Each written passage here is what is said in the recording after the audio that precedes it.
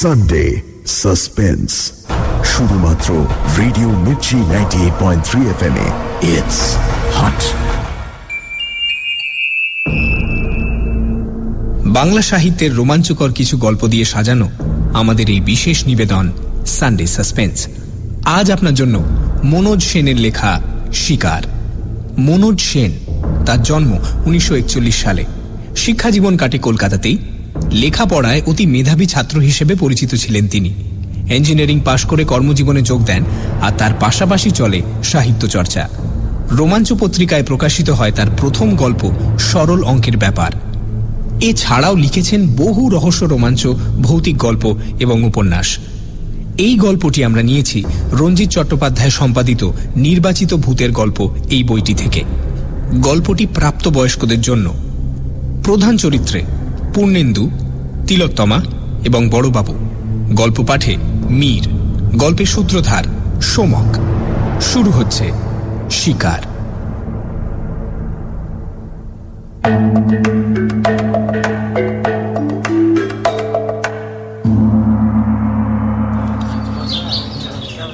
আমি ঘরে ঢুকতেই বুঝতে পারলুম কিছু একটা হয়েছে। সবার মুখ থমথম করছে, বড়বাবুর তো বিশেষ করে। কি হলো রে বাবা, আমি কি কোনো অপরাধ করলুম? এমন জরুরি তলব, আর এখানে এসে এই অবস্থা। দরজার পাশেই কার্তিক দাঁড়িয়েছিল। জিজ্ঞেস করলুম, কি হয়েছে রে কেতো? কার্তিক বলল, বড়বাবু ডেকেছে। হ্যাঁ, যা বলবার উনি বলবেন। তারপর গলা চড়িয়ে বলল, বড়বাবু, বড়বাবু, বিদ্যাসাগর এসেছে। ও বড়বাবু।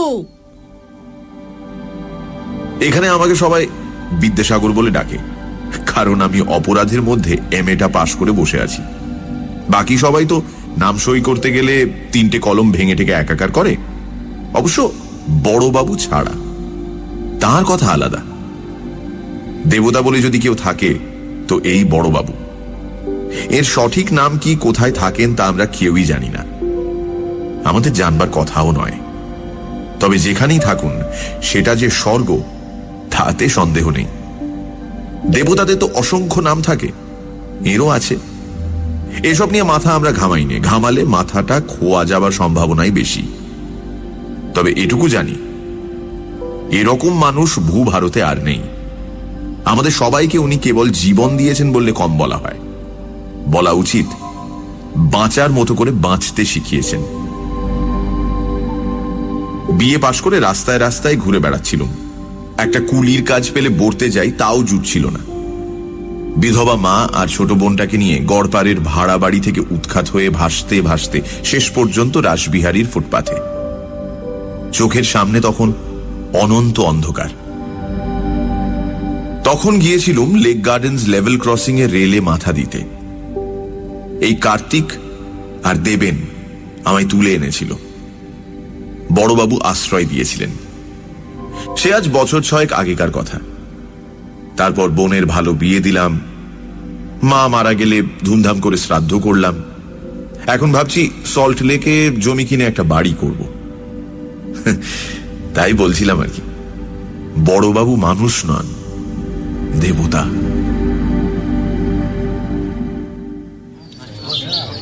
কার্তিকের গলা শুনে বড়বাবু ঘাড় ঘুরিয়ে আমার দিকে তাকালেন, বললেন, কে রে পূর্ণেন্দু, এদিকে আয়, খবর শুনেছিস?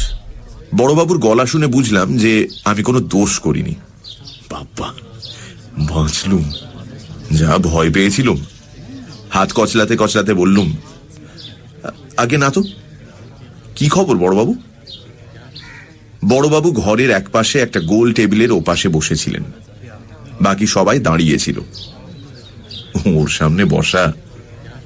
টেবিলের ওপর এক গ্লাস নিট হুইস্কি আর একটা বোতল রাখা ছিল। বড়বাবু এক চুমুক খেয়ে বললেন, হায়দার মারা গেছে। হায়দার? আমরা যাকে গরিলা বলে ডাকতুম, সে কি? সে ছিল বড়বাবুর পার্সোনাল বডিগার্ড। আমি ক্ষীণ কণ্ঠে জিজ্ঞেস করলাম, কি হয়েছিল? বরুণ ঘোষ রোডের একটা বাড়ির ছাদ থেকে কেউ ওকে ঠেলে রাস্তায় ফেলে দিয়েছিল। ঘাড় মটকে গেছে। আর ঠেলে ফেলাই বা বলি কি করে, ছুঁড়ে ফেলে দিয়েছে। রাস্তার ঠিক মাঝখানে লাশ পড়েছিল। কি সর্বনাশ! ও ওখানে কি করছিল? পরে বলছি। আচ্ছা, তোমরা এবার যাও, আমি পূর্ণেন্দুর সঙ্গে কিছু কথা বলবো। বড়বাবুর আদেশ শুনে সবাই নিঃশব্দে ঘর থেকে বেরিয়ে গেল। দাঁড়িয়ে রইলাম শুধু আমি। বড়বাবু এক হাত তুলে চোখের কালো চশমাটা ঠিক করে নিলেন। উনি 24 ঘন্টা কালো চশমা পরে থাকেন। কেন কে জানে? শুনেছি ওর একটা চোখ নাকি পাথরের। হতেও পারে, সে খবরে আমাদের কি দরকার? বড়বাবু সম্পর্কে বেশি কৌতূহল একদম ভালো জিনিস নয়। বড়বাবু বললেন, বদন ঘোষ রোড তুই চিনিস? ভবানীপুরে? সে যাকে না চিনলেও চিনিয়ে দেওয়া যাবে এখন। ওখানে রাজমোহন সিংহ রায়দের বাড়ি আছে, পুরনো দিনের জমিদার বাড়ির মতন। বাড়ির ভেতরে মন্দির টন্দির আছে, রোজ পুজো আচ্ছা হয়। হায়দারকে ওখানেই পাঠিয়েছিল। কি যে হলো সে যাকে।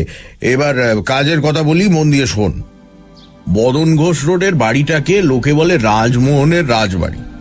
রাজমোহনের বিহারে না কোথায় মস্ত জমিদারি ছিল। ভদ্রলোক প্রায় 100 বছর আগে এই বাড়িটা বানিয়েছিলেন। পরবর্তীকালে ও ছেলেপুলেরা কলকাতাতেই থাকতেন, এখান থেকে জমিদারি চালাতেন। প্রচুর পয়সা ছিল এক সময়, প্রচুর ফুর্তিপাত্তাও করেছে। তবে সে যাক, ওসব কোনো কাজের কথা নয়। এখন এই বাড়ির মালিক একটা মেয়ে, তার নাম তিলোত্তমা রায়চৌধুরী। এ হচ্ছে এখন সিংহ রায়দের শেষ বংশধর। ওর ভাই রত্নাকর সিংহ রায় বছর খানেক হলো মারা গেছে। সে বিয়ে তা করেনি, ছেলেপুলে নেই, কাজে এখন সব সম্পত্তির মালিকানা পড়তেছে ওই তিলোত্তমার উপর।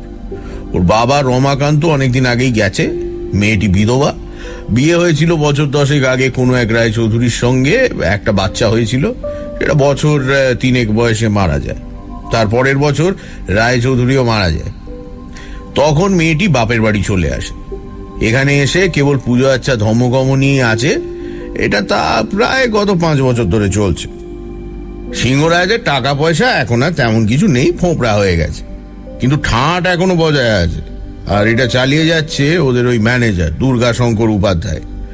নামে হিন্দুস্তানি, বাঙালি হয়ে গেছে। বুড়ো হাড় বজ্জাত, ঘুঘু নাম্বার 1। ঘুষ খায় না, মেয়ে ছেলের লোভ নেই, মাল খায় না, একেবারে 3rd ক্লাস। আমি লোকটাকে বাজানোর জন্য বছর 2 আগে জিতেনকে পাঠিয়েছিলাম। তুই তো জিতেনকে জানিস, কথা বলা এক্সপার্ট। ইচ্ছে করলে আইনস্টাইনকেও বুঝিয়ে আসতে পারে যে সূর্য পশ্চিম দিকে ওঠে। সেই জিতেনের মুখ খুলতে না খুলতে আরামজাদা বুড়ো একেবারে পুলিশে ফোন করে বসে আছে। জিতেন কোনো রকমে ওখান থেকে কেটে বেরিয়ে এসেছিল। এখন তোর মনে প্রশ্নটা স্বাভাবিক যে সিংহ রায়রা যদি ফোঁপড়াই হয়ে গিয়ে থাকবে, তবে ওদিকে আমার নজর কেন? তার কারণ আছে। ওদের একটা জিনিস আছে যেটা বলা যায় অমূল্য।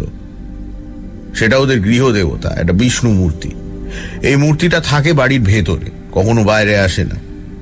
বাইরের মন্দিরের যে বিষ্ণু মূর্তি, সেটা এই মূর্তিটার হুবহু নকল, কিন্তু নকলই। বাইরেরটা পাথরের, আসলটা অষ্টধাতু। বাইরের মূর্তিটা যেসব গয়নাগাটি আছে সেসব ঝুটো। আসলটায় যে কি আছে তা বলে দিতে হবে না। তার চেয়েও বড় হচ্ছে মূর্তিটার বুকে একটা প্রকাণ্ড পদ্মরাগ মণি ফিট করা আছে, যেটাকে বলে কৌস্তব মণি। আমার নজর ওই মূর্তিটার দিকে। আখতারুজ্জামান এই খবরটা দিয়েছিল বছর 3 আগে। সেই সময় রত্নাকর সিংহ রায় নাকি গোপনে এক জার্মান সাহেবের সঙ্গে দর কষাকষি করছিল ওটা বেচে দেওয়ার জন্য।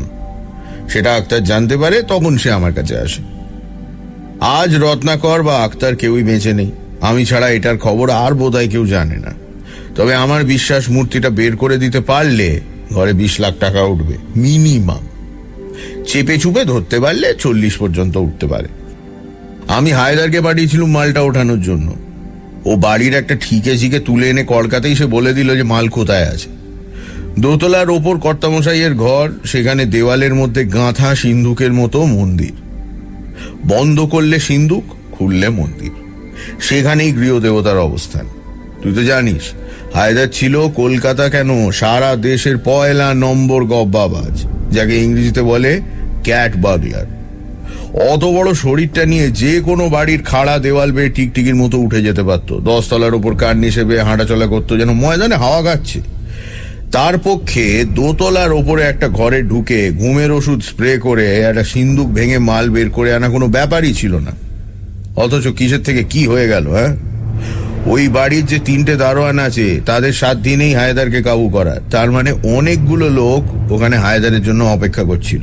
ও ঢুকতেই সবাই মিলে ওকে কবজা করে ছাদ থেকে নিয়ে গিয়ে ছুঁড়ে ফেলেছে। কিন্তু প্রশ্ন হলো, লোকগুলো জানলো কি করে যে সেই দিনই হায়দার যাবে? আমি ভয়ে ভয়ে বললুম, ঠিকে ঝিটা। না না না না না, সেটাকে তো মেরে লেকের জলে ফেলে দিয়েছিলুম। ওসব সাক্ষী রাখতে আছে কখনো? খবর অন্য কেউ দিয়েছে। সে যাক গে, সে ব্যাপারে তোর মাথা ঘামানোর দরকার নেই। এখন তোকে কি করতে হবে বলি শোন। তানুক কাকে বলে জানিস? আগে সুন্দরী তরুণী বিধবা। হ্যাঁ, তোকে সেই তানুক পটাতে হবে। এই কাজে তুই এক্সপার্ট। যেখানে যতবার তোকে মেয়ে ছেলে জপাতে পাঠিয়েছি ততবার তুই সাকসেসফুল। তোর ওই ফিল্ম স্টার মার্কা চেহারা, সাহিত্য টাহিত্য নিয়ে কবি টবি কথাবার্তা যে এমন কাজে লাগবে কে ভেবেছিল? ঠিক আছে, তো এখন ওই তিলোত্তমাকে গাঁথা দরকার, কারণ কর্তামশাইয়ের ঘরেই তিলোত্তমা শোয় একা। আর ওই সিন্ধুকের চাবি থাকে তিলোত্তমা আঁচলে। ওর ঘরে নানান জায়গায়, খাটের পাশে, টেবিলের নিচে, আলমারির কোনায়, সুইচ বোর্ডের পেছনে অ্যালার্ম বেলের সুইচ রাখা আছে। 1 সেকেন্ড সময় পেলেই কিন্তু ও সুইচ টিপে দেবে। কাজেই তিলোত্তমাকে একেবারে পেড়ে ফেলতে না পারলে চাবিটা হস্তগত করা কঠিন হবে। তাছাড়া আর একবার গব্বাবাজ পাঠাবো তারও উপায় নেই। ওই শালা উপাধ্যায় সব কটা জানলার বাইরে বিচ্ছিরি গ্রিল লাগিয়েছে, আর এমন ভাবে আলো লাগিয়েছে যে ওই ঘরের জানলা দুটোর ওপর গ্রিল ভাঙার কলম নিয়ে বসলে তাকে সবাই দেখতে পাবে। আসল কথা, চাবিটা পেতে হলে ঘরের ভেতর ঢুকতে হবে এবং তিলোত্তমাকে অসহায় করে ফেলতে হবে। এখন এটাই হলো তোর টাস্ক। এবার বল, কোনো প্রশ্ন আছে? তিলোত্তমার বয়স কত? 27-28। কত বছর বয়সে বিয়ে হয়েছিল? 18 বছরে। স্বামী মারা গেল 22 বছরে। স্বামী কিরকম লোক ছিল? শুনেছি 1 নম্বরের দুশ্চরিত্র লোক ছিল। নেশা, ভাঙ, মেয়ে মানুষ সব দোষী ছিল। মূর্তিটা কত বড়? খুব বড় কিছু নয়, ফুটখানেক উঁচু হবে। একাই নিয়ে বেরিয়ে আসতে পারবি। কতদিন সময় দেবেন? তা নে না, তোর যত সময় দরকার তুই নে না, আমার কোনো তাড়া নেই। আমি চুপ করে আছি দেখে বড়বাবু বললেন, ব্যাস, আর কোনো প্রশ্ন নেই? না। তুই একটা কথা খেয়াল করেছিস? এই মেয়েটা কিন্তু ভীষণ ভক্তিমতী, ধর্মপরায়ণ আর সূচিবায়গ্রস্ত। তাতে কিছু যায় আসে না। ওসব বাইরের স্নায়বিক বিকার, ভেতরে সব সমান। এতদিনে এটুকু জ্ঞান আমার হয়েছে যে দুনিয়ায় এমন মেয়ে নেই যে প্রলোভন প্রতিরোধ করতে পারে। কেউ হয়তো বেশি দিন আটকে রাখতে পারে, কেউ কম দিন, কিন্তু শেষ পর্যন্ত লোভের কাছে নিজেকে বিকিয়ে দিতে হবেই।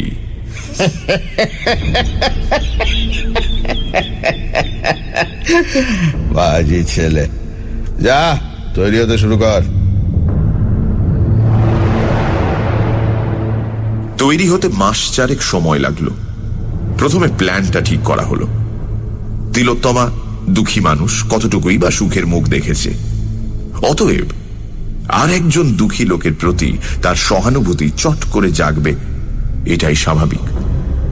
এবার সেই সহানুভূতির রাস্তা ধরে তার কাছে এগোতে হবে, আস্তে আস্তে, দুঃখী দুঃখী ভাবে, ভবিষ্যতের সুখের একটা আবছা ছবি আঁকতে আঁকতে।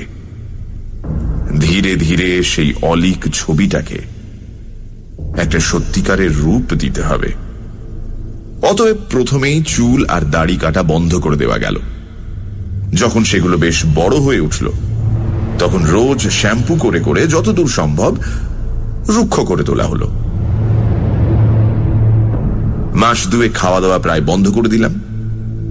কাজ শুরু করার 2 দিন আগে থেকে কুমোর বাড়ির মাটি ঘষে ঘষে চুল দাড়ি এলোমেলো উস্কো খুস্কো করে ফেললাম। তারপর ছেঁড়া প্যান্ট আর শার্ট জোগাড় করে ফেললাম। আমার চেহারা দেখে তো মল্লিকা হেসে অস্থির, বললে, বাপ রে বাপ, পারো তুমি। এমন পোশাকে আর এই চেহারা নিয়ে কোথায় যে যাচ্ছ তুমিই জানো। সেসব তো আবার জিজ্ঞেস করাও বারণ। তবে এতদিন ধরে যখন ঘষা মাজা চলেছে, তখন এবার বেশ বড়সড় কিছু হবে বলেই মনে হচ্ছে। কি গো, তাই না? বলেছি তো, এসব কথা জিজ্ঞেস করা বারণ। তবে এবার দাঁওটা যদি লাগে তোমার কপাল খুলে যাবে, এটুকু বলে দিলাম। বটে, কি হবে আমার? দিগঙ্গনা অ্যাপার্টমেন্টের 3 তলার ফ্ল্যাটটা তোমায় দিয়ে দেব, আমি চলে যাব সল্ট লেকে। ও এই? কেন, পছন্দ হলো না? 1200 স্কোয়ার ফুট, 2টো বেডরুম। 2টো বেডরুম? তবে আর কি, কি হবে আমার 2টো বেডরুম দিয়ে? আচ্ছা, তুমি আমায় বিয়ে করতে পারো না? বিয়ে? তোমাকে? আমি?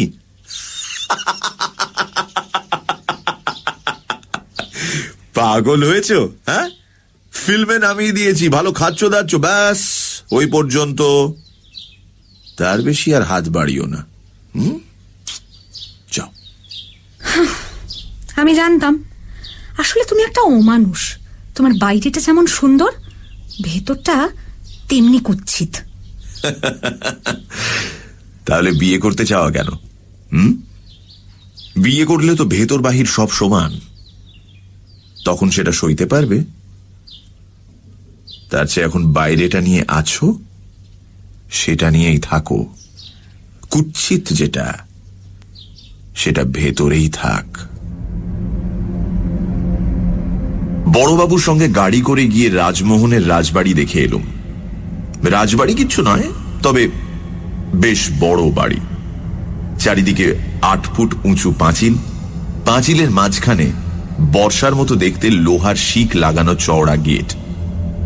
গেটের পর মার্বেল পাথর বসানো উঠোন, তার এক পাশে মন্দির, অন্য পাশে বোধহয় অফিস ঘর। গেটের দুপাশে দারোয়ানের বসবার সিমেন্টের চেয়ার, ওপরে সিমেন্টের লাল সবুজ রং করা ছাতা। উঠোনের পেছনে টানা লম্বা দোতলা বাড়ি, সামনে কারুকার্য করা লোহার রেলিং বসানো বারান্দা, ওপরে সবুজ রং করা কাঠের ঝিলমিল। পেছনে সার সার দরজা। কটা ঘর বলা শক্ত। একতলায় বাড়ির মাঝখানে বারান্দায় ওঠার শ্বেত পাথরের সিঁড়ি, দোতলায় ওঠার সিঁড়িটা রাস্তা থেকে দেখা যায় না। বড়বাবু বললেন, গেটের ঠিক সামনে দোতলায় যে ঘরটা দেখছিস, ওটাই কর্তামশাইয়ের ঘর। তিলোত্তমা ওখানেই শোয়। আর একতলায় একদম ডান দিকে ঘরটা ওই হারামজাদা উপাধ্যায়। হেদারের লাশ কোথায় পড়েছিল? এই যে আমরা গাড়িটা যেখানে রেখেছি, ঠিক এইখানে। ওই বাড়ির ছাদ থেকে হেদারকে এত দূরে ছুঁড়ে ফেলেছিল? এ তো 10-12 জন তাগড়া লোকের কাজ। হ্যাঁ, তা তো বটেই। খবরটা যে কে ওগড়ালো, সে আগে লোক লাগিয়েছি, 2-1 দিনের মধ্যেই বের করব। তুই তোর কাজ শুরু করে দে, এই নিয়ে ভাবিস নি। যত তাড়াতাড়ি পারিস তিলোত্তমাকে ওড়ানোর চেষ্টা কর, বুঝেছিস? বলে বড়বাবু 2টো সোনা বাঁধানো দাঁত বের করে নিঃশব্দে হাসতে লাগলেন।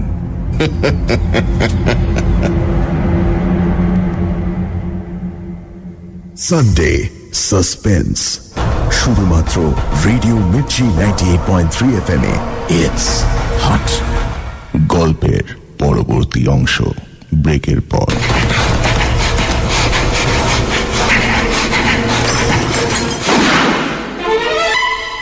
সানডে সাসপেন্স, শুধুমাত্র রেডিও মির্চি 98.3 FM এ। It's hot. সানডে সাসপেন্সে আজ মনোজ সেনের লেখা শিকার। পূর্ণেন্দুকে একটা কাজের ভার দেয় বড়বাবু। ভবানীপুরের সিংহরায়দের বাড়িতে লুকোনো আছে একটা পদ্মরাগ মণিযুক্ত অষ্টধাতুর বিষ্ণু মূর্তি। মূর্তিটা চুরি করতে আগে হায়দার নামে একটি ছেলেকে পাঠিয়েছিলেন তিনি, কিন্তু কিছুদিনের মধ্যেই হায়দারের ঘাড় মটকানো মৃতদেহ উদ্ধার হয় সামনের রাস্তায়। তাই কাজের ভার এবার পূর্ণেন্দুর ঘাড়ে। বাড়ির কর্ত্রী তিলোত্তমা দেবীকে প্রেমের জালে বশ করে সেই মূর্তি তাকে হাতাতে হবে। তারপর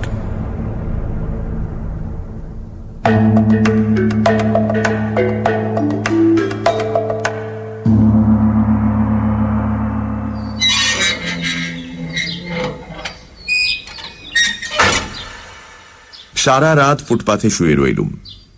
ভোরবেলা একটা রোগা পটকা দারোয়ান গেট খুলে দিল। তখন দেখি 2-4 জন বুড়ো বুড়ি ফুল টুল হাতে ভেতরে যাচ্ছে। আমিও তাদের সঙ্গে সঙ্গে ভেতরে ঢুকলাম মাথা নিচু করে। মন্দিরটা দেখলাম খুব বড় নয়, আর নেহাত ছোটও নয়। মূল বিগ্রহের ঘরের সামনে একটা বড় সড়ো চৌকো বারান্দা আছে, শ্বেত পাথরে মোড়া। তার 4 কোণে 4টে কারুকার্য করা থামের ওপর একটা ছাদও আছে। আমি সিঁড়ি বেয়ে সেই বারান্দায় উঠে একটা থামে ঠাসান দিয়ে মাটিতে বসে উদাস দৃষ্টিতে বিগ্রহের দিকে চেয়ে রইলাম। আর কোনো দিকে তাকালাম না। কে এলো কে গেল সেদিকে কোনো খেয়ালই নেই। পুরুত মশাই পুজো করলেন, কি সব জলটল ছেটালেন, ভক্তেরা প্রসাদ নিল, আমি কিন্তু বসেই রইলাম। সন্ধেবেলা দারোয়ান এসে আমাকে বাইরে চলে যেতে বলল। আমি বেরিয়ে গেলাম।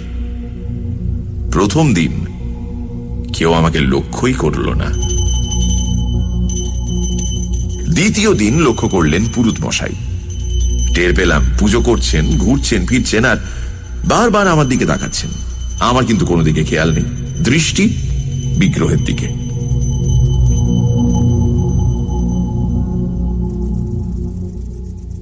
তৃতীয় দিন বিকেলবেলা পুরুত মশাই আমার সামনে এসে বসলেন।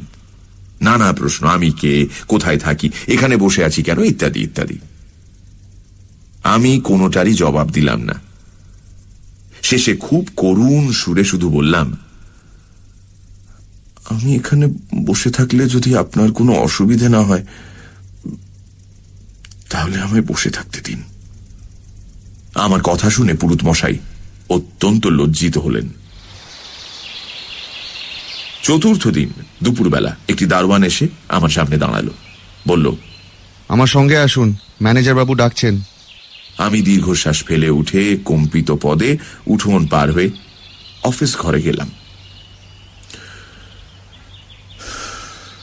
চলুন।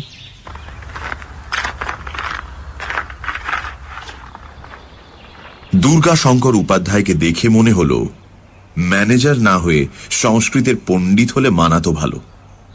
ফর্সা টকটকে রং, পাকা ভুরু, পাকা গোঁফ, মাথায় সামান্য কটি পাকা চুলে ঘেরা প্রকাণ্ড টাক, পরনে সাদা পাঞ্জাবি আর ধুতি।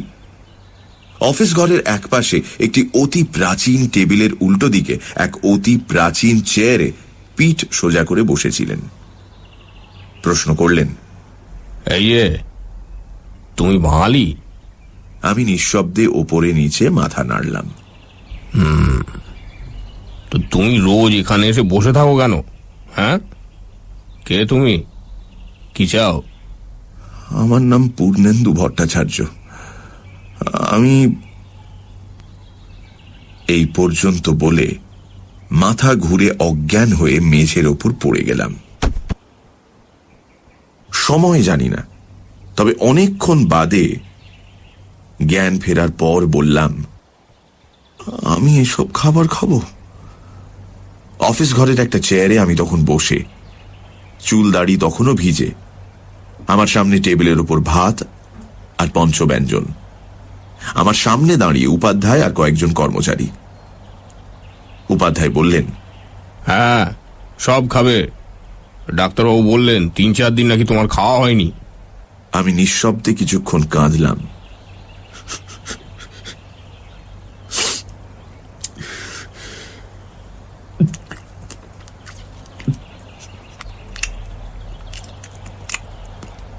তারপর মাছ তরকারি সরিয়ে রেখে শুধু নুন দিয়ে খানিকটা ভাত খেয়ে উঠে পড়লাম। উপাধ্যায়ের দিকে তাকিয়ে বললাম, ধন্যবাদ, তবে ভবিষ্যতে দয়া করে এটা করবেন না। আমি এখানে খেতে আসি না, আসি শান্তির খোঁজে। যদি মনে করেন আমার মতো হতভাগার এখানে এলে কোনো অসুবিধে আছে, দারোয়ানকে বলে আমাকে বারণ করে দেবেন। বলে ক্লান্ত পায়ে আস্তে আস্তে ঘর থেকে বেরিয়ে গেলাম। উপাধ্যায় খুব একটা বিচলিত হয়েছেন বলে তো মনে হলো না। কঠিন কণ্ঠে বললেন, তা বাপু এখানেই শান্তি পাবে এরকম কথা তোমার মনে হলো কেন?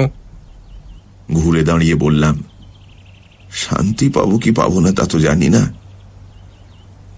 তবে খুঁজতে দোষ কি? বহু জায়গাতেই তো খুঁজলাম, পাইনি তো। তবে হ্যাঁ, আপনাদের পুরুত মশাইয়ের সংস্কৃত উচ্চারণ বড় খারাপ, খুব কানে লাগে। বলে আবার ফিরে গিয়ে মন্দিরের বারান্দায় বসলাম। ডাক এলো সেদিন বিকেল বেলা। একটি কাজের মেয়ে এসে বলল, এই যে দিদিমণি তোমাকে ডাকতিছেন। বুঝলাম, সময় হয়েছে কাছে যাবার।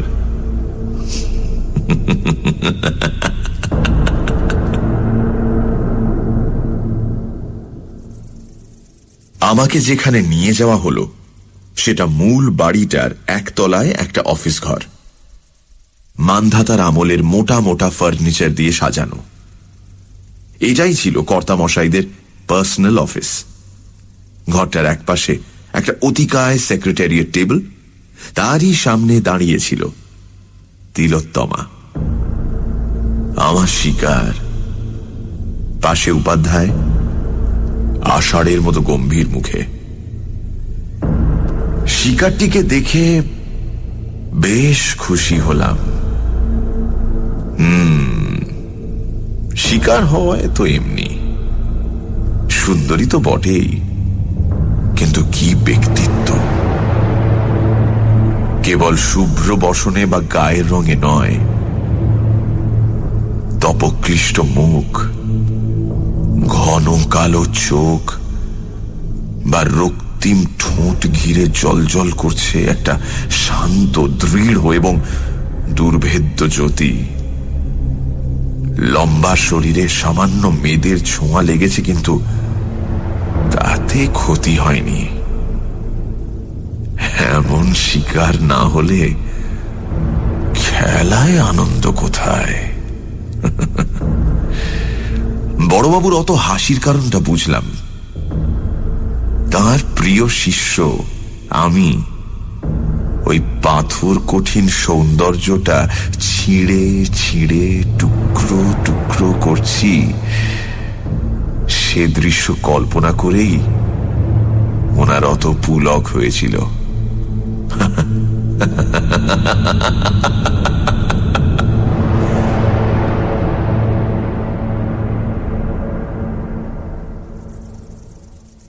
তিলোত্তমা মৃদু স্বরে অথচ গম্ভীর গলায় প্রশ্ন করল, খাবার দেওয়া হয়েছিল, খাওনি কেন?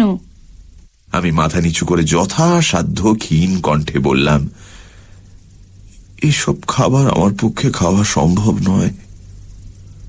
তিলোত্তমা একটু ইতস্তত করে বলল, তোমার নাম শুনলাম পূর্ণেন্দু ভট্টাচার্য, ব্রাহ্মণ। দেখে তো ভদ্র সন্তান বলেই মনে হচ্ছে। পুরুত মশাইয়ের উচ্চারণে ভুল ধরেছ, তার মানে লেখাপড়াও কিছু জানো। তা কতদূর পড়াশোনা করেছ? এমএ পাশ করেছি, ইকোনমিক্সে আর সংস্কৃতে। আমার কথা শুনে তিলোত্তমা বেশ কিছুক্ষণ চুপ করে রইল। বুঝলাম শকটা লেগেছে। তারপর বলল, তুমি মানে আপনি ইকোনমিক্সে এমএ পাশ করে এমন পাগলের মতো চেহারা করে ঘুরে বেড়াচ্ছেন কেন? তার উপর 3 দিন খাননি, এখানেই বা এসে পড়ে থাকছেন কেন? আমি একটা খুব ম্লান হাসি হাসলাম। বললাম, আপনার প্রথম প্রশ্নের উত্তর আমার পাগল হয়ে যেতে আর বেশি বাকি নেই। দ্বিতীয় প্রশ্নের উত্তর, আমি 7 দিন খাইনি। আর তৃতীয় প্রশ্নের উত্তর হচ্ছে, আমার মতো অভাগা বিশ্বস্রষ্টার মন্দিরে আসে একটু শান্তির জন্য, অথচ যেখানেই যাই সেখানেই বড় গোলমাল, বড় ঠেলাঠেলি, বড্ড নোংরামি। এই একটা মন্দির যেখানে চেঁচামেচি নেই, দর কষাকষি নেই, তপবনের মতো এই জায়গাটা গম্ভীর, সংযত, উদার। তাই এখানে আসি।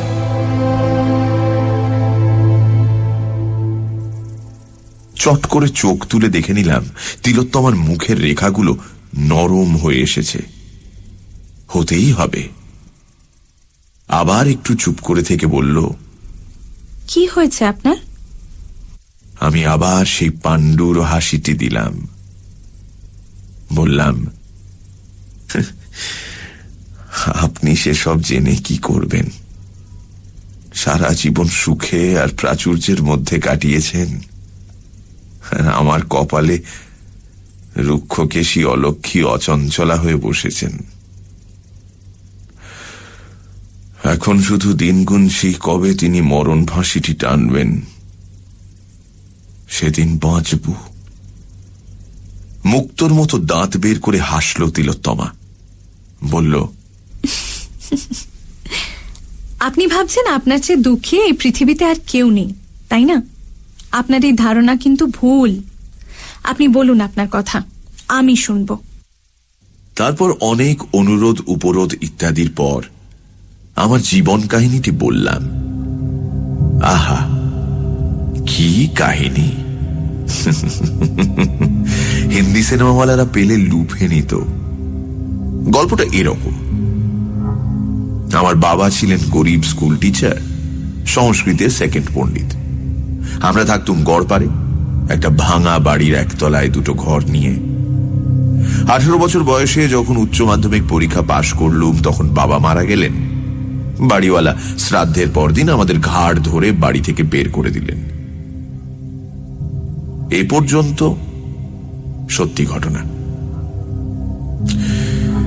তারপর আমি মা আর ছোট বোনকে নিয়ে গিয়ে উঠলাম মধ্য কলকাতার এক বস্তিতে। সারাদিন কখনো কুলিগিরি করে, কখনো ছোট ছোট মাল বিক্রি করে অতি কষ্টে সংসার চালাতে চালাতেও রাস্তার আলোয় পড়াশোনা করে বিএ পাশ করলাম। তখন একটা চাকরি পেলাম একটা ওষুধের কারখানায়, কেরানির কাজ, অ্যাকাউন্টস ডিপার্টমেন্টে। 500 টাকা মাইনে। এত টাকা জীবনে কখনো দেখিনি। উত্তরপাড়ায় একটা 2 কামরার ঘর ভাড়া করে সেখানে সবাই মিলে উঠে গেলাম। মা জোর করে ধরে বিয়ে দিয়ে দিলেন। বউ অত্যন্ত গরিব ঘরের মেয়ে, বিধবার গলার কাঁটা, দেখতেও আহামরি কিছু নয়। তারপর কয়েকটা মাস কাটলো স্বপ্নের মতো।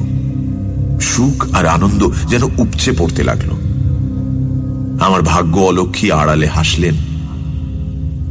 আঘাতটা এলো হঠাৎ। আমাদের কারখানায় একদিন সন্ধেবেলায় ডাকাত পড়ল। আমাদের অ্যাকাউন্টেন্ট খুন হলেন, 3 লাখ টাকা লুট হলো। পুলিশ এসে আমাকে অ্যারেস্ট করে নিয়ে গেল। আমার অপরাধ, আমি তখন পাশের ঘরে ওভারটাইম করছিলাম। মামলা শুরু হলো। পুলিশ প্রমাণ করলো যে আমি ডাকাত দলের গুপ্তচর। আমার 8 বছর জেল হলো। আমি জেল থেকে প্রাইভেটে পরীক্ষা দিয়ে সংস্কৃত আর ইকোনমিক্সে এমএ পাশ করলাম। ভালো ব্যবহারের জন্য আমার 2 বছরের সাজা মওকুফ হলো। ছাড়া পেলাম দিন 10 আগে। উত্তরপাড়ায় গিয়ে শুনলাম আমার মা না খেতে পেয়ে রক্ত বমি করে মরে গেছে। 18 বছরের বোনটা গলায় দড়ি দিয়ে আত্মহত্যা করেছে।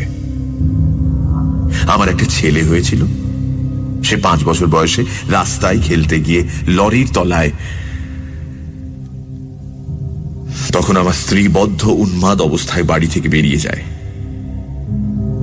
2 দিন বাদে গঙ্গায় তার মৃতদেহ ভাসতে দেখা যায়।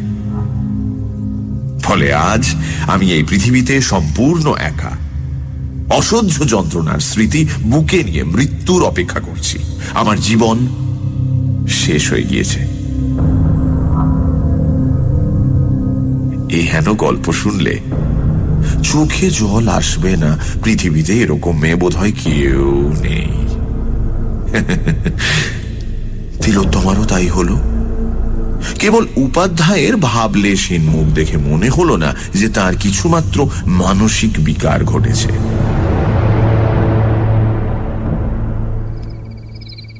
সজল কণ্ঠে তিলোত্তমা বলল, আপনার ধারণা জীবন শেষ হয়ে গেছে, তাই না?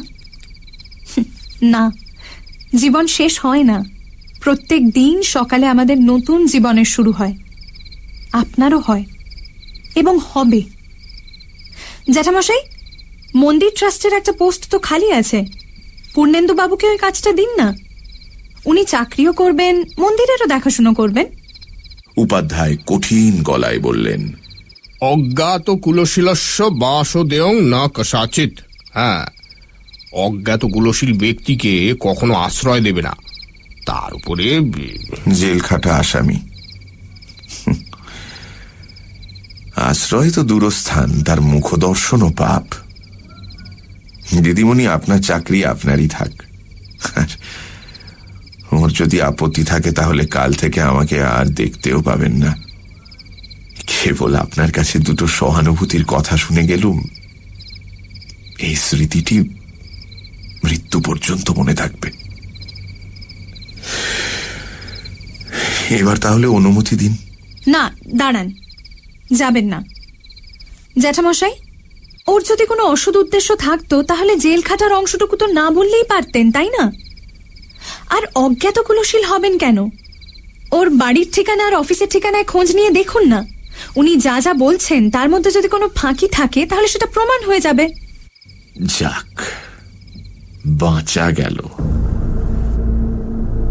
গড়পাড়ের ঠিকানায় তো কোনো অসুবিধেই নেই। আর আশা করি জয় গোপাল মেডিসিন ম্যানুফ্যাকচারিং ওয়ার্কসের প্রকাশ মহাজন আর অতুল সারদানা সব কিছু ঠিকই বলবে। আসলে ফ্যাক্টরিটা বড়বাবুরই। হেরোইন আর কোকেনের বড়ি তৈরি করার গোপন জায়গা।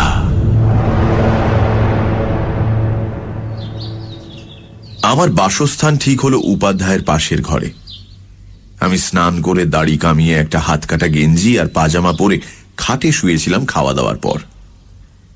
3 দিন উপোসের পর খাওয়াটা মন্দ হলো না। হঠাৎ দুজনের পায়ের আওয়াজ শুনলাম। তাড়াতাড়ি একটা সঞ্চয়িতা খুলে মুখের সামনে ধরলাম। গভীর মনোযোগ। দরজা খোলাই ছিল। পর্দা সরিয়ে প্রথমে ঘরে ঢুকলেন উপাধ্যায়, তার পেছনে তিলোত্তমা। আমি যেন হঠাৎ টের পেলাম, এইরকম ভাব করে বইটা তক্তপোষের ওপর ফেলে তাড়াতাড়ি উঠে দাঁড়ালাম। তিলোত্তমা এক নজরে বইটা দেখল, তারপর আমার দিকে তাকালো। এক মুহূর্তের জন্য হলেও ওর চোখ দুটো বিস্ফারিত হয়ে উঠল। সে চোখে বিস্ময় এবং আরো একটা কিছু। বিকেলবেলার নোংরা ছেঁড়া জামা কাপড় পরা, উস্কো খুস্কো চুল দাড়িওয়ালা পাগলের মতো চেহারার লোকটার ভেতর থেকে যে এরকম একটা কিছু বেরিয়ে আসতে পারে, সেটা যে সে ভাবতেই পারেনি, সে বিষয়ে আমার কোনো সন্দেহ নেই। আমাদের দুজনের চোখ সেই এক মুহূর্তের জন্যে আটকে গেল। তারপরেই চোখ নামিয়ে তিলোত্তমা জিজ্ঞেস করল, আপনার কোনো অসুবিধে হচ্ছে না তো? আমি যেন ওর গলায় একটা অতি ক্ষীণ কম্পন শুনতে পেলাম। আমিও প্রবল বিনয়ের সঙ্গে বলে উঠলাম, না দিদিমণি, কিচ্ছু না। উপাধ্যায় মশাই ভাড়ার থেকে জামা কাপড় দিয়েছেন, খাওয়াও খুব ভালো হয়েছে। আমি কাল থেকে কাজ শুরু করব। ভালো বলে হঠাৎ ঘুরে তিলোত্তমা ঘর থেকে বেরিয়ে গেল। পেছন পেছন আষাঢ়ের মতো মুখ করে গেলেন উপাধ্যায়। পায়ের শব্দ শুনে বুঝলাম দুজনে গিয়ে ঢুকলেন পাশের ঘরে। দেয়ালে কান লাগিয়ে শুনলাম তিলোত্তমা বলছে, আহা, আপনি মিছি মিছি ভয় করছেন জ্যাঠামশাই। আমি তো লোকটির কোনো বদমতলব দেখতে পাচ্ছি না। যা হোক, আপনি খোঁজ খবর তো নিন। আর তাছাড়া ভুলে যাচ্ছেন কেন যে আমার কোনো বিপদ হতেই পারে না? তোমার এই অদ্ভুত ধারণাটা আমি ভুলে যাওয়ারই চেষ্টা করি মা। তিলোত্তমা হেসে উঠল। সেই হাসির শব্দ বুকে নিয়ে আমি খুশি খুশি মনে ঘুমোতে গেলাম। কেবল একটা কথা খচখচ করতে লাগলো, তিলোত্তমার কোনো ক্ষতি হতে পারে না কেন? এই কথার অর্থ কি? সানডে সাসপেন্স, শুধুমাত্র রেডিও মির্চি 98.3 FM এ। It's hot. গল্পের পরবর্তী অংশ ব্রেকের পর।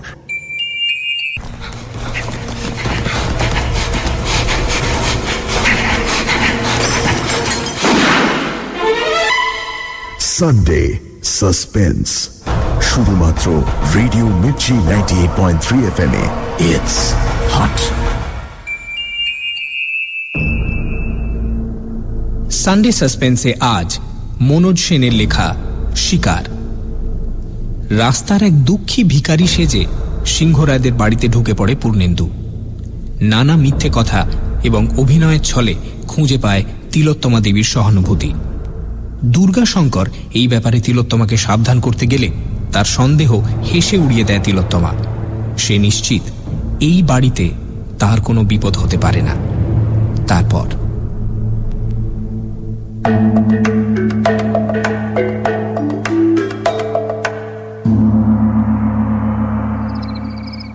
এরপর দুদিন আমি শুধু অফিস আর ঘর, ঘর আর অফিস করলাম। দ্বিতীয় দিনে দেখি উপাধ্যায়ের মুখের মেঘ খানিকটা কেটেছে। সেদিন রাত্রে আবার পাশের ঘরে কথোপকথনও শুনলাম। উপাধ্যায় বলছিলেন, ছেলেটা সত্যি কথাই বলেছে মা। হ্যাঁ, তবু বলবো আমাদের সাবধানে থাকা দরকার। জেলে থাকতে কত রকম লোকের সংস্পর্শে এসেছে তার তো ঠিক ঠিকানা নেই। সীতার অগ্নি পরীক্ষার মতন কোনো ব্যাপার করবেন নাকি আবার? কি জানেন জ্যাঠামশাই, যারা আমাদের সহানুভূতি আর সমবেদনা পেলে সুস্থ সুন্দর মানুষ হয়ে উঠতে পারত, তাদেরই আমরা ঘৃণা করে দূরে সরিয়ে দিই। তারা বেঁচে মরে থাকে। কিন্তু শুধু সহানুভূতি আর সমবেদনায় তো আমার কাজ চলবে না, ডাইরেক্ট অ্যাকশন চাই। এই দুদিনে সেই প্ল্যানটা ঠিক করে নেওয়া গেল। তিলোত্তমার প্রাত্যহিক জীবনযাত্রার একটা সময়সূচি করে ফেললাম। দেখলাম সে খুব ভোরে ওঠে। সূর্য ওঠার একটু পরে সে স্নান করে নিচে নেমে আসে। আমাদের ঘরের পেছনে একটা বেশ বড় ফুলের বাগান আছে। সেখানে কিছুক্ষণ বেড়ায়, ফুল তোলে। পুরুত মশাই এলে যায় মন্দিরে। গেট খোলার আগে পুজো করে ফিরে আসে। তারপর ওপরে চলে যায়। কাগজপত্র সই করানোর জন্য উপাধ্যায় ওপরে যায়। আর কারুর ওপরে যাবার অধিকার নেই। শুনলাম সারাদিন তিলোত্তমা নাকি হয় পুজো আচ্চা করে, নয়তো লাইব্রেরি ঘরে বসে পড়াশোনা করে। উপাধ্যায়ের আদেশে রাত 9টার মধ্যে আমাদের শুয়ে পড়তে হয়, কিন্তু দেখেছি অনেক রাতেও তিলোত্তমার ঘরে আলো জ্বলে। সকাল থেকেই শুরু করা গেল প্ল্যানের প্রথম পর্ব। 3-4 দিন বাদে একদিন ভোরবেলা সিন্ধু ভৈরবীতে বাঁধা একটা মীরার ভজন গাইতে শুরু করলাম। कहाँ से आए बदरा हो घुलता जाए कजरा कहाँ से आए बदरा। জানলার পর্দাটা সামান্য ফাঁক করে রাখলাম তিলোত্তমার উপর গানের এফেক্টটা কি হয় সেটা দেখবার জন্য। আমার গলা ভালো, বড়বাবুর কৃপায় ওস্তাদ বাদল মিয়ার কাছে রীতিমতো তালিম নিয়েছি।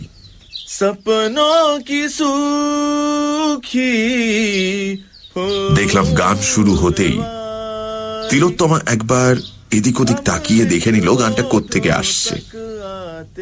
তারপর যেন ওর বেড়ানোয় একটা ছন্দপতন ঘটল। একটু ইতস্তত ঘুরলো, 2-1 ফুল গাছের সামনে দাঁড়ালো, তারপর একটা বকুল গাছের নিচে একটা বেদির ওপর মাথা নিচু করে বসে পড়ল।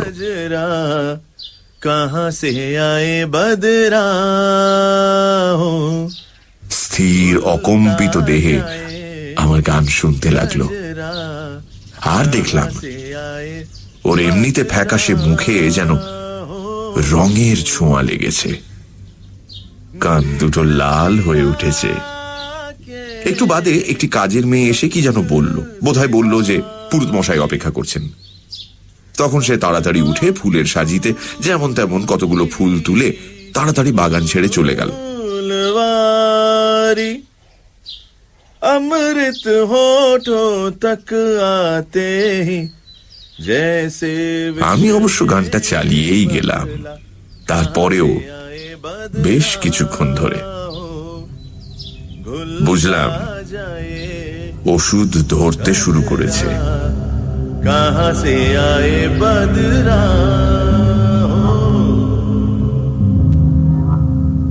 এরপর 4-5 দিন এই গানই চলল। কখনো আহির ভৈরব, কখনো ললিত, কখনো বা বিভাস। রোজই সেই এক দৃশ্য, বকুল গাছের নিচে শ্বেত পাথরের মূর্তির মতো তিলোত্তমা। ভাগ্যিস রোজ এই সময় উপাধ্যায় গঙ্গা স্নানে যান। তিনি থাকলে যে কি হতো কে জানে। এরপর প্ল্যানের দ্বিতীয় পর্ব, দূরত্বটা সরিয়ে দিয়ে কাছাকাছি আসার প্রচেষ্টা। মালিদের সঙ্গে কথা বলাই ছিল। একদিন কাক ভরে উপাধ্যায় গঙ্গা স্নানে বেরিয়ে যাওয়ার সঙ্গে সঙ্গে আমি একটা খাকি শর্টস পরে খালি গায়ে একটা কোদাল কাঁধে বাগানে বেরিয়ে গেলাম আর মাটি কোপাতে শুরু করলাম।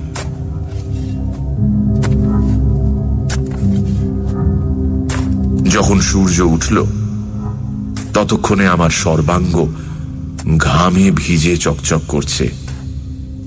সবকটা মাসল অবলীলায় খেলে বেড়াচ্ছে। তিলোত্তমার আসার পথের দিকে পেছন করে আমি এক মনে মাটি কোপাতে লাগলাম। একটু বাদে শুকনো পাতার ওপর লঘু পায়ের শব্দ আর দামি সাবানের মৃদু সুবাসে বুঝতে পারলাম যে সে এসে পেছনে দাঁড়িয়েছে। কয়েকটি রুদ্ধশ্বাস মুহূর্ত, তারপরেই আমি যেন হঠাৎ টের পেয়ে ঘুরে দাঁড়ালাম। দেখলাম ফুলের সাজি হাতে বিস্ফারিত চোখে তিলোত্তমা আমার দিকে চেয়ে দাঁড়িয়ে আছে। একটা ক্ষুধিত বাঘিনীর মতো তার রক্তিম মুখ, নিষ্পলক দু চোখে চকচক করছে লোলুপ দৃষ্টি।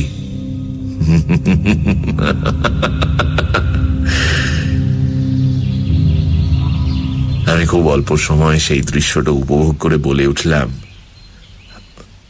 আরে দিদিমণি, আপনি কখন এলেন? দেখিনি তো। আমার প্রশ্নের জবাব পেলাম না। তিলোত্তমার চটকা ভেঙে একটু কাঁপা কাঁপা গলায় বলল, একই আপনি একই করছেন? মালিরা নেই নাকি? আমি আমার খ্যাতনামা রমণী মোহন হাসিটি হেসে বললুম, থাকবে না কেন, তবে ওদের আসতে একটু দেরি আছে। আমি ওদের কাজটা একটু এগিয়ে রাখছি। এতে স্বাস্থ্যও ভালো থাকবে, মনও ভালো থাকবে। জানেন, জেলে থাকার সময় আমি বাগান করা শিখি। আমি শান্ত শিষ্ট হয়ে থাকতুম বলে বোধহয় ওরা আমাকে কঠিন কাজ না দিয়ে ওই বাগানের কাজ দিয়েছিল। আজ আমি এ কাজে কিন্তু এক্সপার্ট। আপনি জেলের কথা ভাবেন কেন? আরে ও কথাটা ভুলে যান। মনে করুন ওই জীবনটা আপনি ফেলে এসেছেন চিরকালের জন্য। মন ভালো করতে বই পড়েন না কেন? ভালো বই পাবো কোথায়? এদিকে ধারে কাছে কোথাও তো লাইব্রেরি আছে বলে জানি না। লাইব্রেরি আছে, এ বাড়িতেই আছে। আমার ঠাকুরদার আর বাবার কালেকশন। আমার পুজো হয়ে গেলে ওপরে যাব যখন, তখন আসবেন, আপনাকে দেখিয়ে দেব। আপনি যত খুশি বই ওখান থেকে নিয়ে পড়ুন, কিন্তু এসব কাজ করবেন না। আপনি বারণ করলে কখনো করবো না দিদিমণি। তবে আমার যে বাগান করতে খুব ভালো লাগে। বেশ, তাহলে করুন। আর শুনুন, আমাকে দিদিমণি বলে ডাকবেন না, মানে উত্তমাদি বলে ডাকবেন না হয়? আচ্ছা, উত্তমাদি, তাই হবে।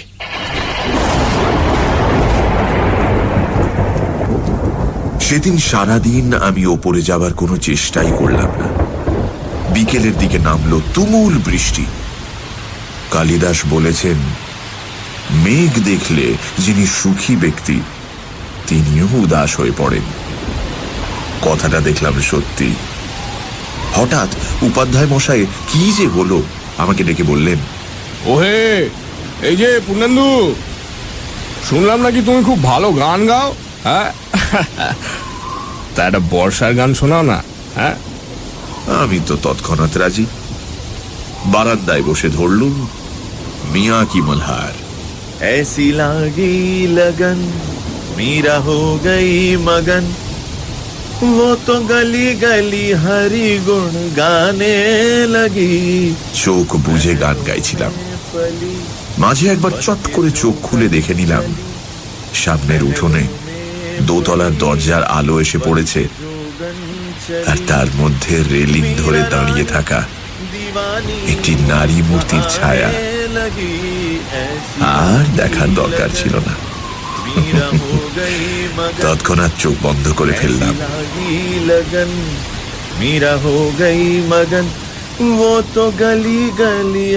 সেই রাতে খুব তাড়াতাড়ি দোতলার আলো নিভে গেল।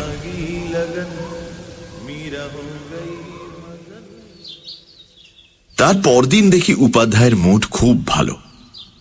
হেসে ছাড়া কথাই বলছেন না। অফিসের বাকি দুজন কেরানিকে আমার গানের খুব প্রশংসা করলেন। এর মধ্যে বিকেল বেলা তিলোত্তমার কাজের মেয়েটি অফিস ঘরে এসে আমায় বলল, আরে তোমাকে দিদিমণি ডাকতেছেন গো, এক্ষুনি একবার উপরে যাও। আমি উঠে দাঁড়ালাম। তৎক্ষণাৎ ঘরের মধ্যে বজ্র নির্ঘোষ শুনলাম, দাঁড়াও, আমিও তোমার সঙ্গে যাব। তাকিয়ে দেখি উপাধ্যায়ের মুখে আবার আষাঢ়ের মেঘ, তবে এবারেরটা আরো ঘন।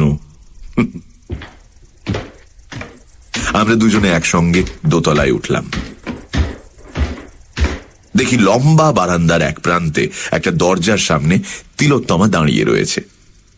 আমাদের দেখে সুন্দর মিষ্টি হেসে বলল, হে কি জ্যাঠামশাই, আপনাকেও ডেকে নিয়ে এলো নাকি? আষাঢ়ের মেঘের ভেতর থেকে গুরুগম্ভীর স্বর বেরুল, না, আমি নিজেই এসেছি। আপনার কোনো দরকার নেই জ্যাঠামশাই, আপনি নিচে যান। আমি পূর্ণেন্দু বাবুকে ওপরে ডেকেছি বাবার লাইব্রেরিটা দেখাবো বলে। বলে দরজাটা খুলে আমাকে বলল, আসুন পূর্ণেন্দু বাবু। উপাধ্যায় আর এগুতে গিয়েও এগোলেন না। একটা বাচ্চা ছেলের মতো রাগী আর অভিমানী মুখ করে এক জায়গায় দাঁড়িয়ে রইলেন। লাইব্রেরিটা সত্যিই দেখবার মতো। তিলোত্তমা চঞ্চল পায়ে ঘুরে ঘুরে দেখাতে লাগলো, এদিকটা আসুন।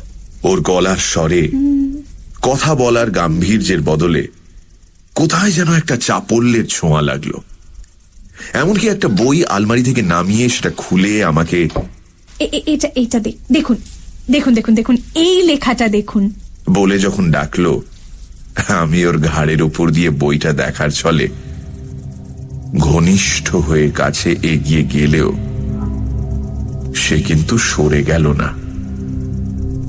আবার দেখলাম মুখের রক্তাভা, আর তার সঙ্গে বুকের ঘন ঘন ওঠা পড়া।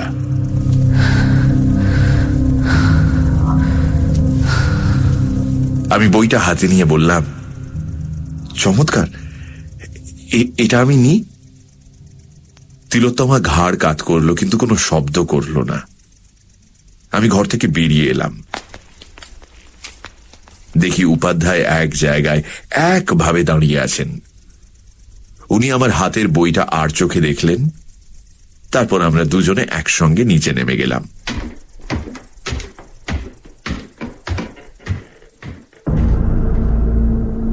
বড়বাবু ঠিকই বলেছিলেন, তিলোত্তমার মতো মেয়েকে ভাঙতে হলে 3 জায়গায় আঘাত হানা দরকার: শরীরে, মনে আর বুদ্ধিবৃত্তিতে। সে কাজটি বেশ সুচারুরূপে করা গেছে বলেই তো মনে হচ্ছে। ওই শুভ্র, কঠিন আর পবিত্র মূর্তিটা দিব্যি নড়বড়ে হয়ে এসেছে। এবার একটা ঠেলা দিলেই হুড়মুড় করে মুখ থুবড়ে পড়বে তাতে কোনো সন্দেহ নেই। তবু আরো কিছু সংবাদ সংগ্রহ করা দরকার। সাবধানের মার নেই তো। সেই কারণে পরদিন সকালে বাগানে তিলোত্তমার পাশাপাশি হাঁটতে হাঁটতে জিজ্ঞেস করলাম, আপনি যে একেবারে একা দোতলায় থাকেন, আপনার ভয় করে না? ভয় করবে কেন? নিচেই তো আপনারা আছেন। তাছাড়া আমার মনে হয় ঘরের মধ্যে একটি কাজের মেয়েকে নিয়ে শোয়াচ্ছে একা শোয়া অনেক বেশি নিরাপদ। তা হলেও একটা দারোয়ান যদি বারান্দায় শুয়ে থাকতো। কোনো দরকার নেই। তাছাড়া দোতলায় কেউ শুতে চায় না, ওদের নাকি ভয় করে। খুব সাহস আপনার না? খুব। বলে এমন ভাবে হাত নাড়ল যে সেই হাত আমার নগ্ন বুকের ওপর দিয়ে যেন ওর অজান্তেই বুলিয়ে গেল।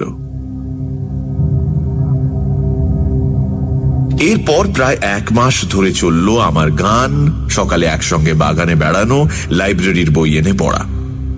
আমি দোতলায় যাই বিকেলবেলা, যখন অনেক সময় তিলোত্তমা সেখানে থাকে না।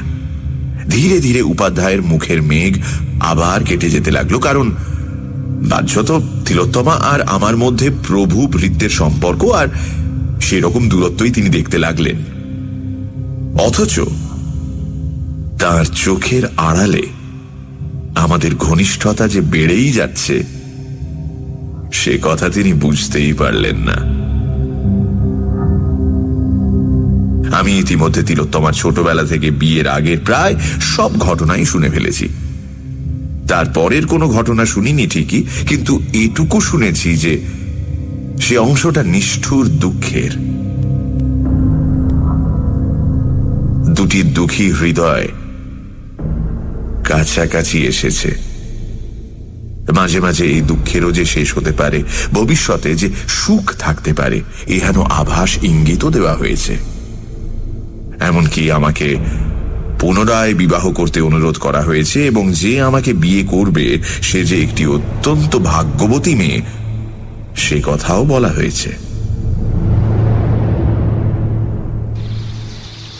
অবশেষে একদিন সকালে বাগানে বেড়ানোর সময় বললাম, আপনি কেবল আমাকে বলেন কেন?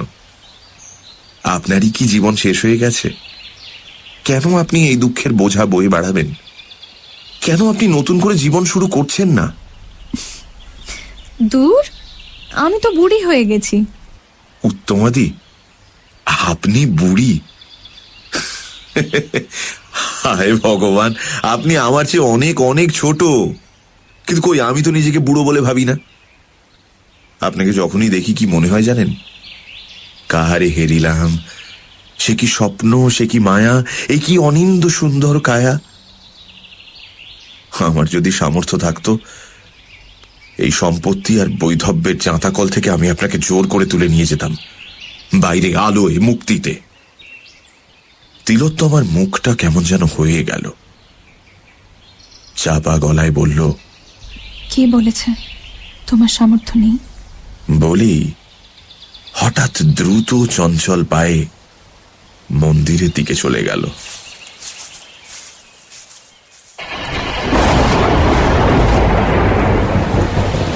সেই রাতে তুমুল বৃষ্টি নামল। ঘন ঘন বাজ পড়ার শব্দে চারদিক যেন কেঁপে উঠতে লাগলো। আমরা তাড়াতাড়ি খেয়ে নিলাম, তাড়াতাড়ি শুয়েও পড়লাম। একটু বাদে দেয়ালে কান লাগিয়ে শুনি উপাধ্যায় মশাইয়ের প্রবল নাক ডাকা শুরু হয়ে গেছে।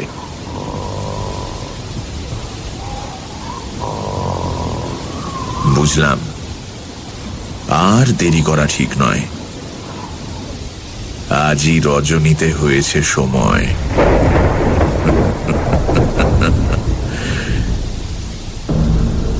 তৈরি হতে বেশিক্ষণ লাগলো না। পাজামার তলায় এক পায়ের সঙ্গে ইলাস্টিক ব্যান্ড দিয়ে বেঁধে নিলাম একটা লিকলিকে ছুরি, স্টিলেটো। অন্য পায়ে বাঁধলুম একটা ক্লিপ ড্যাগার। কোন হাতে কখন কোনটা লাগে বলা তো যায় না। পাঞ্জাবির এক পকেটে নিলাম একটা মুখ বাঁধার স্টিকিং প্লাস্টার আর বড় এক খণ্ড কাপড়। অন্য পকেটে রইল হাত দেড়েক লম্বা সরু একটা নাইলনের দড়ি। তারপর লাইব্রেরি থেকে আনা যে বইটা তখন পড়ছিলাম সেটা হাতে নিয়ে ওপরে রওনা হলাম। একটা ব্যাপারে অন্তত নিশ্চিন্ত ছিলাম যে আমার আজকের এই নৈশ অভিসারের কথা কারুর পক্ষে জানা সম্ভব নয়।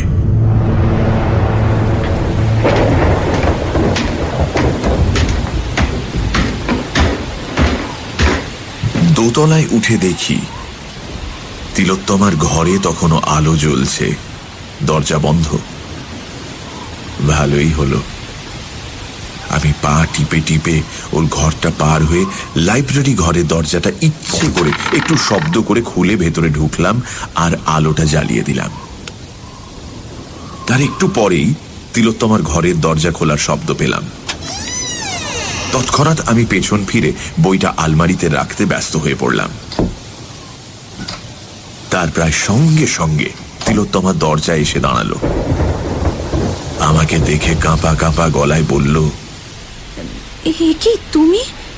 মানে আপনি এত রাতে? বইটা রাখতে এসেছিলাম উত্তমাদি। আমি কাল ভোরে এই বাড়ি ছেড়ে চলে যাচ্ছি। তিলোত্তমা দুপা ভেতরে ঢুকে এলো, বলল, সে কি? কেন? আমি ভীষণ পাপ করেছি উত্তমাদি। যিনি আমাকে মৃত্যুর মুখ থেকে তুলে এনেছেন, আশ্রয় দিয়েছেন, সমবেদনা আর সহানুভূতি দিয়ে আমার দুঃখ মেটাবার চেষ্টা করেছেন, আমি তার সম্পর্কে কুচিন্তা করেছি। এ বাড়িতে তারপর আমার আর থাকার অধিকার নেই। নরকেও স্থান হবে না আমার। তিলোত্তমা আরো দুপা এগিয়ে আমার বুকের সামনে এসে দাঁড়ালো। মৃদু হেসে বলল, কুচিন্তা করেছ আমার সম্পর্কে? বলো না, কি চিন্তা করেছ? বলো না। না না উত্তমাদি, সে কথা আমি বলতে পারবো না। উত্তমাদি নয়, বলো তিলোত্তমা।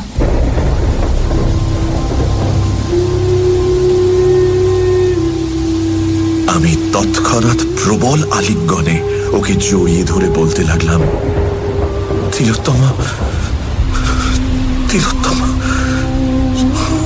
তিলোত্তমা। কিন্তু আমার মনে তখন একটা সমস্যা। এই অবস্থায় আমি এক্ষুনি তিলোত্তমাকে খুন করে ফেলতে পারি, একটা শব্দ করার সুযোগ পাবে না। তারপর চাবিটা হস্তগত করা কোনো ব্যাপারই না। সেটাই করব না আগে এমন সুন্দরী মেয়েটাকে উপভোগ করে নেব?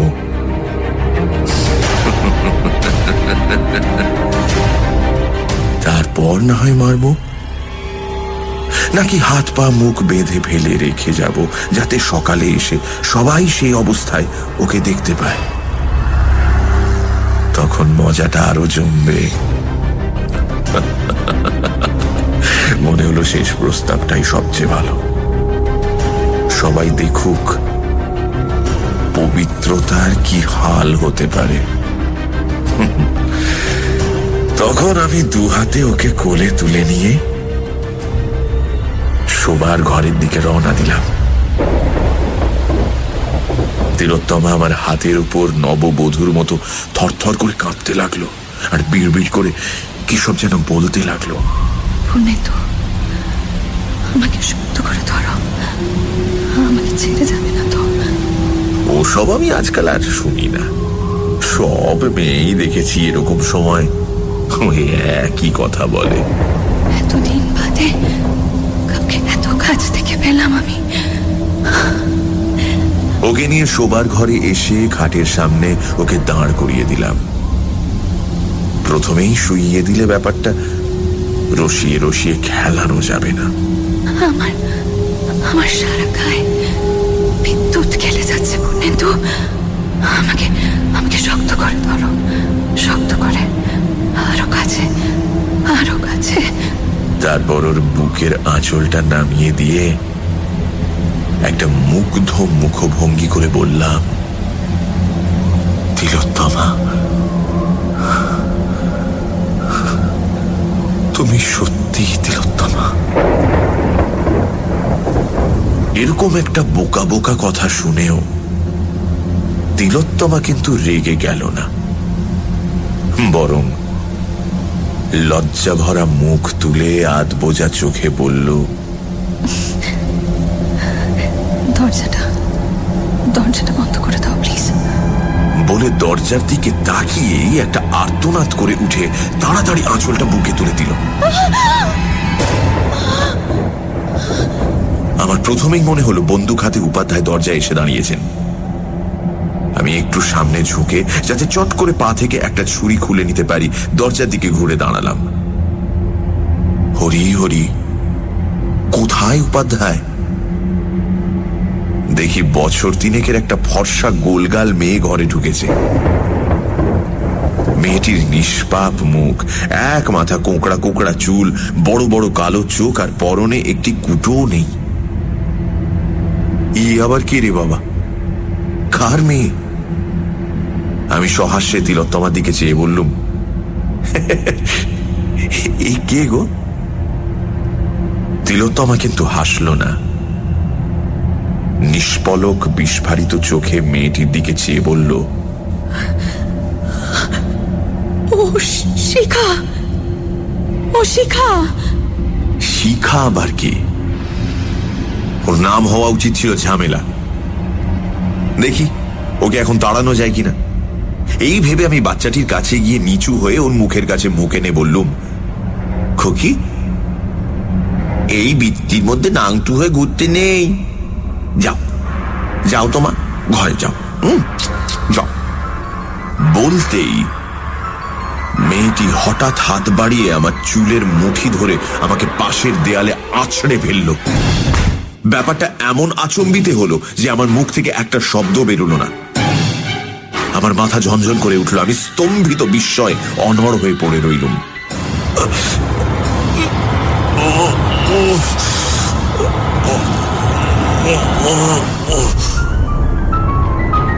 তখন শুনতে পেলাম তিলোত্তমার চাপা গলার হাহাকার।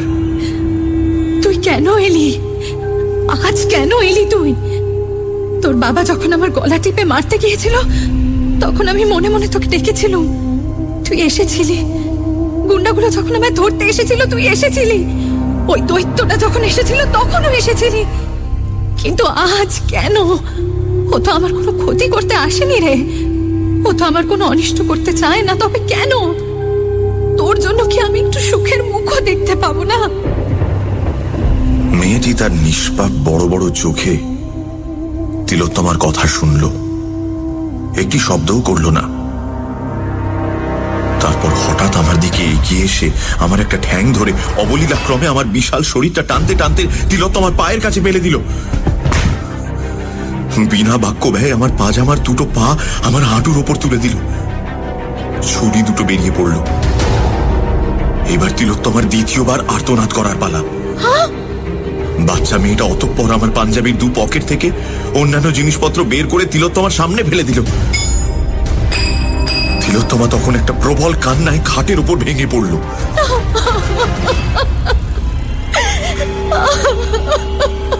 আমি দেখলাম এটাই শেষ সুযোগ। কোন রকমে একটু খাড়া হয়ে বসে বিদ্যুৎ বেগে স্টিলেটোটা টেনে নিয়ে বাচ্চাটার গলা লক্ষ্য করে চালালাম। সেটা যেন আগে থেকেই তার জানা ছিল। সে চট করে আমার কবজিটা ধরে এমন একটা মোচড় দিল যে আমি অসহ্য যন্ত্রণা।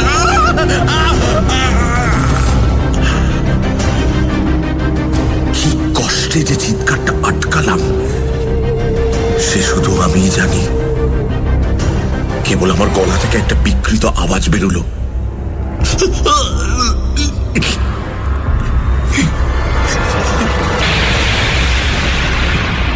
এটা কে তিলোত্তমা? এটা কে? ততক্ষণ ততক্ষণে বাচ্চাটা আমাকে দরজার দিকে টানতে টানতে নিয়ে যাচ্ছে, তারই মধ্যে শুনতে পেলাম আমার প্রশ্নের উত্তর।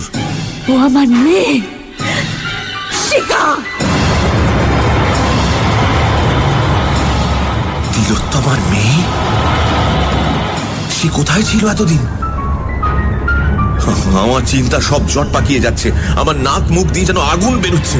আমাকে কোথায় নিয়ে যাচ্ছে? আমাকে কোথায় নিয়ে যাচ্ছে? দরজার সামনে দাঁড় করালো, বাইরে বিদ্যুৎ চমকাচ্ছে, আমার সর্বাঙ্গে অসহ্য যন্ত্রণা।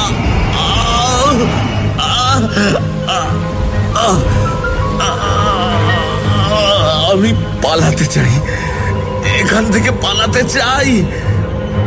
হঠাৎ আমার পেছনে একটা প্রচন্ড আঘাত লাগলো।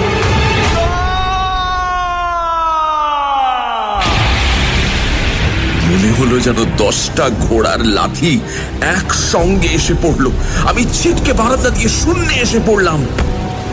আমার তপ্ত শরীরে ঠান্ডা বৃষ্টির ধারা অমৃত রসের মতো লাগলো। হঠাৎ মনে পড়লো, তিলোত্তমার মেয়ে। বড়বাবু তো বলেছিলেন সে প্রায় 7 বছর আগে মারা গেছে। বড়বাবু তো মিথ্যে কথা বলেন না। বড়বাবু দেবতা, বড়বাবু দেবতা, বড়বাবু দেবতা। নিচের জলে ভেজা পিচের রাস্তাটা বিদ্যুৎ বেগে আমার দিকে উঠে আসছে। ওখানেই হায়দার পড়েছিল না? আমিও সশব্দে ওখানেই গিয়ে পড়লাম।